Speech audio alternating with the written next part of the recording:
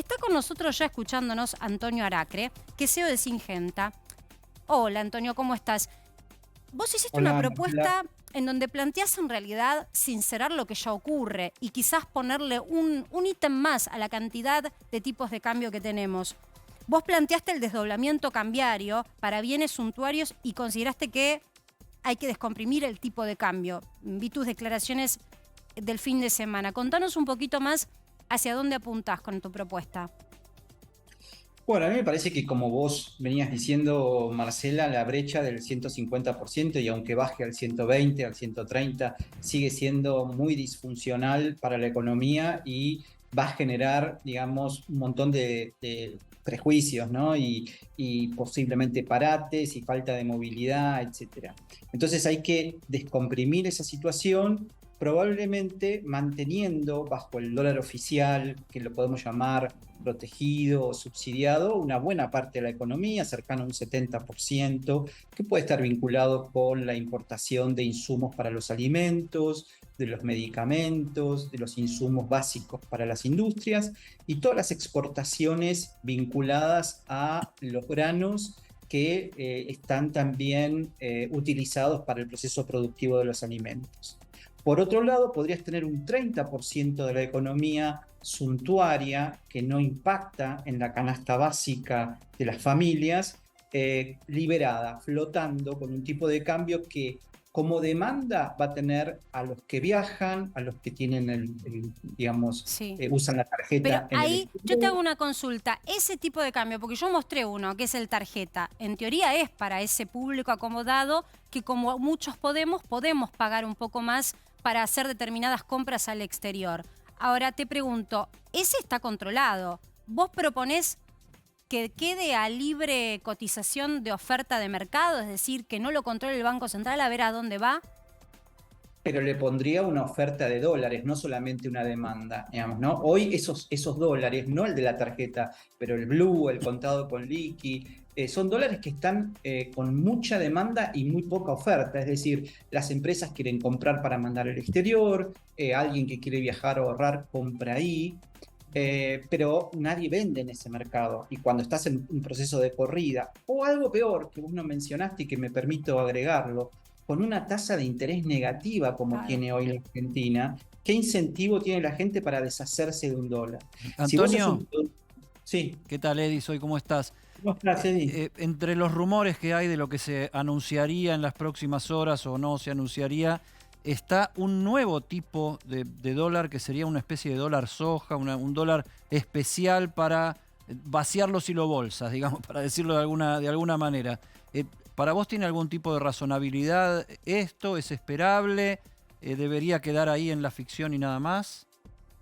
No, creo que es una mejora significativa respecto de lo que hoy tiene el campo. Es decir, si vos hoy tenés granos en tu silo y ves que te podés endeudar en pesos para hacer alguna compra con una tasa muy baja, ¿por qué te vas a deshacer de esos granos dólares que seguramente van a subir más que la tasa de interés? Entonces, si vos como Estado querés que haya un incentivo para el Mm. productor a que venda, tenés que poner esos incentivos a funcionar. Uno Ahora, de ellos, Antonio, perdón, pero yo quiero sacar una situación de mito. Vos sos un hombre del sector, un empresario del sector agropecuario, de uno de los eslabones del sector agropecuario, pero de una de las empresas más importantes. ¿Mito o realidad? ¿Acopian para desestabilizar o especular? ¿O en rigor? ¿O en rigor en realidad el campo siempre se maneja de esta manera y estacionalmente tiene tiempos en donde parcialmente se va liquidando porque parcialmente necesita de ingresos para financiar sus gastos que tiene mensuales y no semestrales? sí, las dos cosas tienen algo de razón. Es decir, por un lado, hay un acompañamiento de la venta que tiene que ver con el uso de lo que necesito vender para comprar insumos o para vivir, ¿sí? Ahora, cuando vos comparás esa graduación mensual respecto a otros años, en volumen, no en dólares, en volumen hay un 10 o un 15% de atraso. ¿Por qué? Y bueno, porque probablemente el incentivo a esperar, a vender, es muy alto porque todo el mundo dice, ¿qué va a pasar con el dólar? ¿Va a haber una devaluación o va a haber un desdoblamiento? ¿Y qué va a pasar con el precio de los granos, de los commodities? Tal vez siguen subiendo. Rusia metió una bomba en el puerto de Odessa y eso puede tener una implicancia. En medio de tanta incertidumbre, espero. Entonces, si vos querés que no esperen, lo que tenés que hacer es poner incentivos económicos, porque no hay tal ideología más que la que se conmueve por el bolsillo. Y para sí, que se conmueva y sobre el bolsillo, todo porque no es tipo de cambio oficial lo que reciben los productores, ¿no? Aclaremos que hay una retención importante que termina generando un nuevo tipo de cambio, que puede ser el tipo de cambio trigo, tipo de cambio soja, que te lleva a la cotización. Si el mayorista está en 130, no sé, a 100 pesos como mucho. correcto. Algunos Entonces, dicen 87. Dependiendo del porque grano. puede ser del 35% para la soja, del 12% para el maíz, el trigo y el girasol. Entonces, respondiendo a tu pregunta, Eddie, sí, si se pone un tipo de cambio más alto que compense en parte esa pérdida que hoy siente el productor entre lo que recibe del dólar oficial neto de retenciones y lo que tiene que salir a pagar el dólar si después quiere dolarizar esos ingresos, evidentemente va a generar un estímulo y un incentivo para que venda más granos, con lo cual debería funcionar. ¿Cuánto? Es muy difícil de preverlo, pero posiblemente funcione bastante dependiendo de cuán generosa sea esa propuesta. Hay un punto que tiene que ver con las expectativas, ¿no?, de los dólares que puedan llegar a ingresar. Por ejemplo, con la medida que tomaron para el turismo, para incentivar al que el turista que venga a Argentina pueda liquidar sus dólares en el circuito formal, en realidad cuando uno mira, es muy magro lo que ingresó en el primer semestre a los bancos por la cuenta de turismo. Son 200 millones de dólares contra un total, según tengo entendido, de 1.400 millones de dólares que tendría que haber ingresado por turismo. Es decir, tenés 1.200 que se fueron por el mercado informal a cotizaciones quizás más jugosas que las que se ofrecían hasta hace unos días por la nueva medida en la vertiente oficial. Te llevo a este ejercicio sobre las proyecciones. ¿Crees que el gobierno está tomando las medidas correctas para fomentar la liquidación de dólares en los mercados formales? No, claramente no, por dos razones. Una, la mencionamos hace un ratito, una tasa de interés súper negativa, no incentiva a nadie a desprenderse de los dólares. En medio de una corrida es insólito que sigamos teniendo tasas de interés negativas. Eso hay que corregirlo de inmediato y va a ayudar. La segunda cosa, en mi opinión, es que esto ya no se resuelve con parchecitos. No puede ser que los viajes al exterior sigan subsidiados con un dólar de tarjeta de 240 o que un helicóptero o un yate se pueda importar a 130. Eso hay que hacer un mercado que flote libremente, darle algo de oferta, que puede ser el 30% a las exportaciones de soja. También podrían pasarse por ese tipo de cambio libre las exportaciones de todos los que exportan servicios, como el tema de ciencias del conocimiento, generar un estímulo para eso. Y no estamos hablando de mantener ese dólar financiero eternamente. Es una transición, es para amortiguar el tiempo en el que te va a llevar probablemente unificar todo a un esquema cambiario único y libre, flotante, pero que si lo haces en un mes te destruye la economía de toda la familia. Ya está escuchándonos Gabriel Camaño, dice, sí, va a sumar también economista amigo de la consultora de Ledesma, porque uno escucha esto y todo tiene que ver con cuestiones estacionales que podrían haberse proyectado. El punto es que hay una proyección que le falló a Miguel Pelle, que tiene que ver con los tiempos de entrega de dólares que en teoría estaban pactados por parte de organismos multilaterales que le iban a prestar a Argentina, que le iban a acercar, dicen, 700 millones de dólares en un tiempo en donde todavía no se ven esos dólares impactados en las cuentas del Banco Central. Y hoy no fue menor un reportaje que le hicieron en un medio internacional en Estados Unidos al titular del BID, en donde mira muy mal o nos deja muy mal parados en la mirada que tiene el BID sobre Argentina. Y Kleiber Cardone, que lo vemos allí en pantalla, es el de la foto, dijo, el éxito de Argentina es el éxito del BID, pero el tumultuoso historial financiero de Argentina afecta singularmente a los costos del banco. Y básicamente se despega. ¿Por qué? ¿Qué pasa?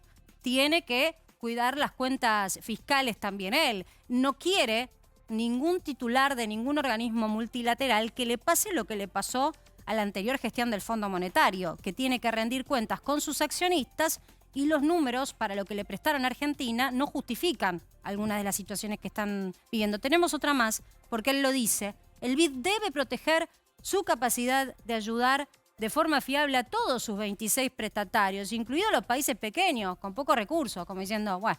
Y en otro pasaje del reportaje dice que Argentina debería solucionar primero internamente los problemas que tiene.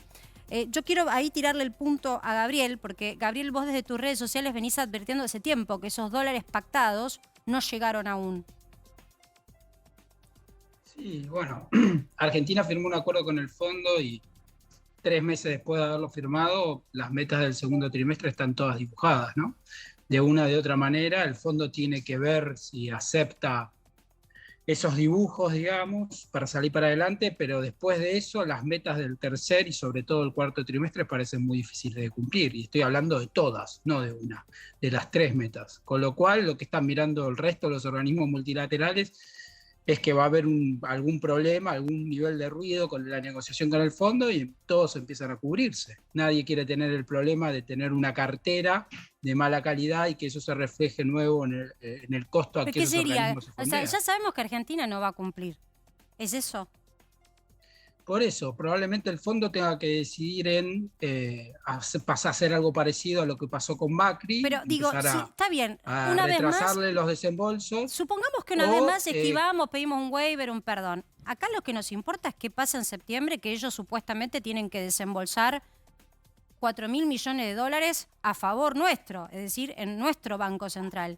¿Llegan o no llegan si se pide otro perdón? La verdad es que los desembolsos del fondo, el financiamiento neto ya llegó, digamos, lo que queda en el Banco Central ya llegó. Ahora la mayoría de los desembolsos calzan exactamente con los pagos que hay que hacer y después ya en los próximos años el flujo pasa a ser negativo, es decir, llega a menos de lo que hay que pagar. Recordemos que nosotros negociamos un acuerdo con el fondo para pagar el acuerdo anterior. Sí, es un facilidades extendidas, pero en realidad fue como un crédito puente, pero con un tramo de financiamiento neto que el grueso llegó en el primer trimestre del año, y con parte de ese financiamiento neto ya hicimos alguna trampa con venta de DEC del Tesoro del Banco Central, que es lo que el fondo tiene que decidir si se va a comer ese sapo o no, para decirlo simple. Totalmente. Antes de que se sumara Gabriel, yo le quería hacer una pregunta siguiendo el hilo de lo que venía diciendo Antonio Aracre, porque lo escucho con mucha claridad, mucha solvencia y sin enojo. O sea,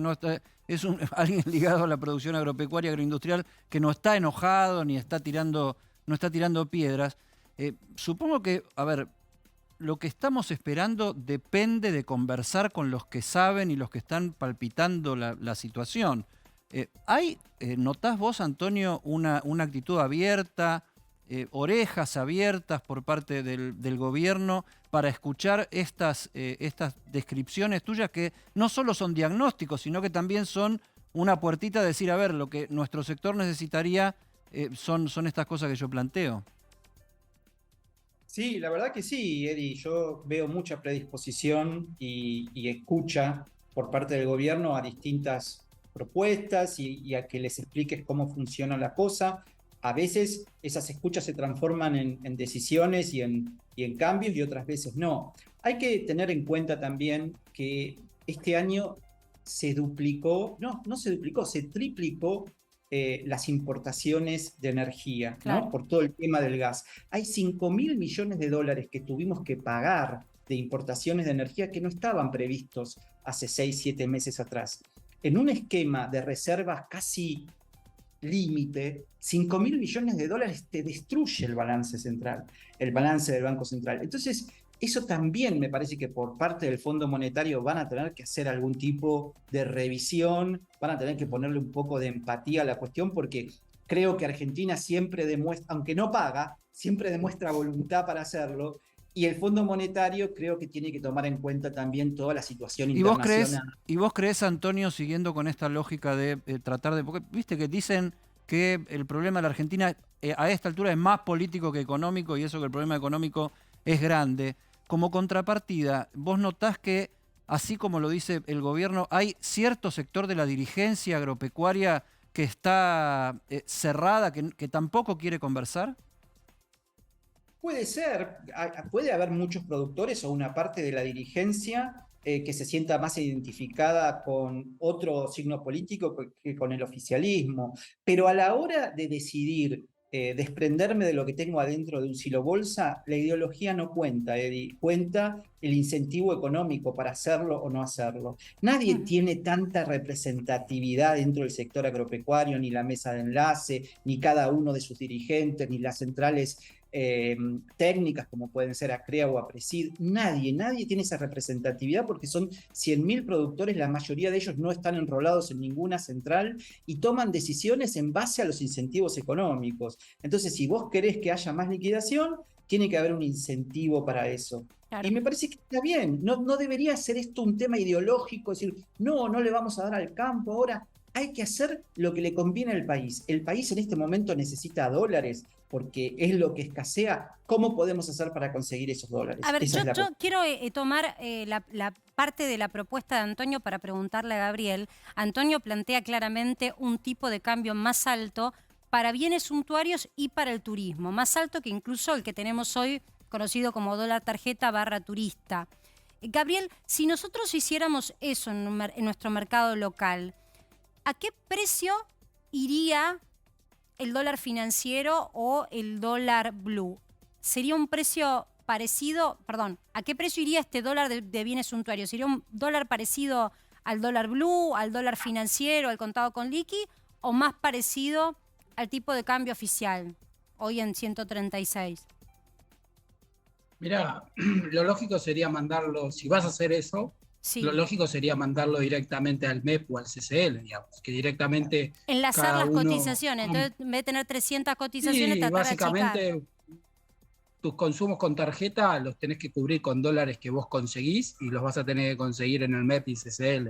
Bien, que hoy estaba 3.29, 3.19 el más barato, depende que vos eso sería lo más lógico dentro de este Frankenstein en el que ya nos metimos, pero eso no claro.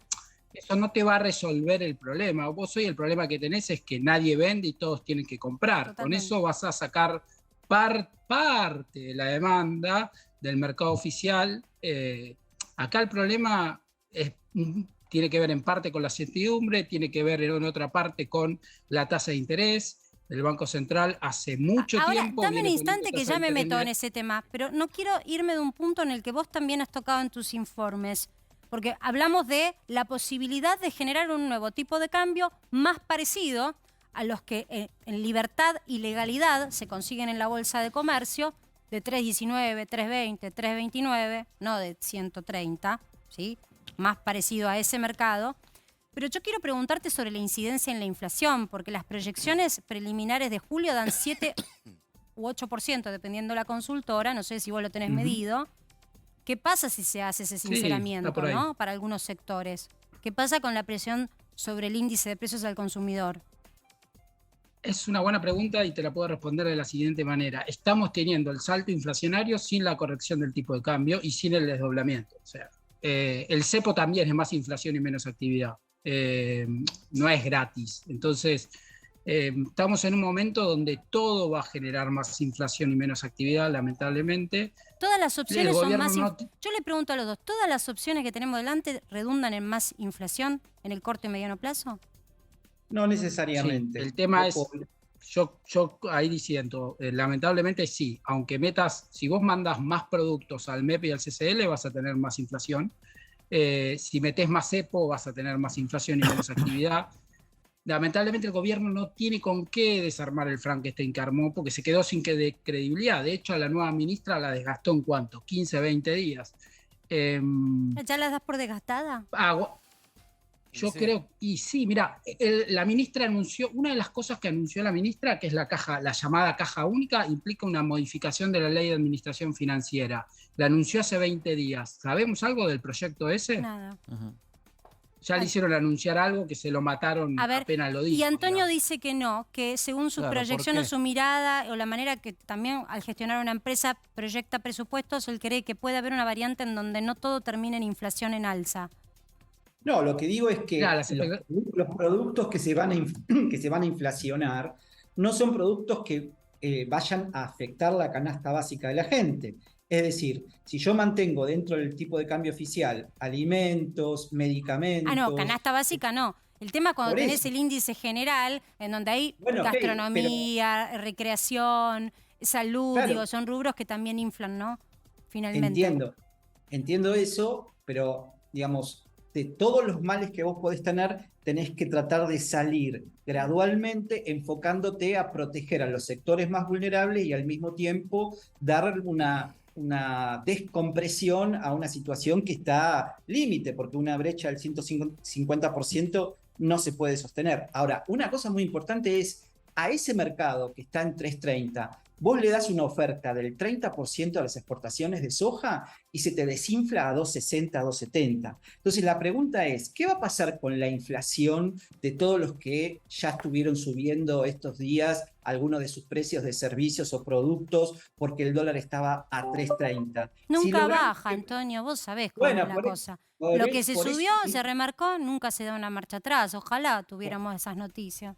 Pero fíjate que hoy algo retrocedió y yo me pregunto, ¿cuál es el punto en el cual el que tiene que vender no vende más y va a tener que empezar a bajar? Porque si no, ni siquiera esos productos suntuarios tengan demanda, ¿no? Hay un ajuste que lo produce el mercado solo, cuando la gente se da cuenta que no puede convalidar eso porque no tiene acceso a pagar esos bienes a ese precio, ¿no? Esto es un poco, me parece, lo que va a empezar a pasar si ese mercado flotante empieza a representar primero un 30%, dentro de un par de meses un 35%, dentro de 6 meses un 40%, y gradualmente vamos Bien. convergiendo a un Y tipo de cambio. finalmente te pregunto, porque vos tenés o tenías un muy buen diálogo con Guzmán y Sí. de hecho has tenido algunas situaciones de encuentros con el presidente. ¿Esta propuesta se la pudiste alcanzar a Batakis o al presidente?